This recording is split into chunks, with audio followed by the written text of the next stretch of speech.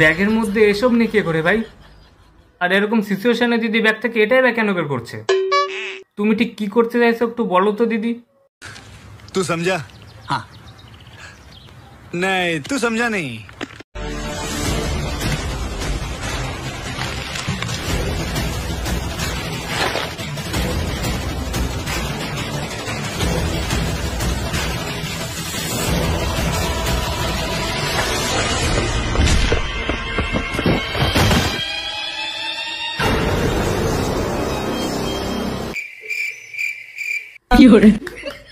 সাব্বাস দিদি, দিদি আজকে আমাদের প্রোটেকশনের সঠিক ব্যবহারটা শিখিয়ে দিল। এতদিন এটা সবাই ভুলভাল কাজে ব্যবহার করে আসছিল, কিন্তু দিদি আজকে আমাদের এটা সঠিক ব্যবহারটা দেখিয়ে দিল। অনেক অনেক ধন্যবাদ দিদি, প্রোটেকশন দিয়ে নিজেকে কিভাবে প্রোটেক্ট করতে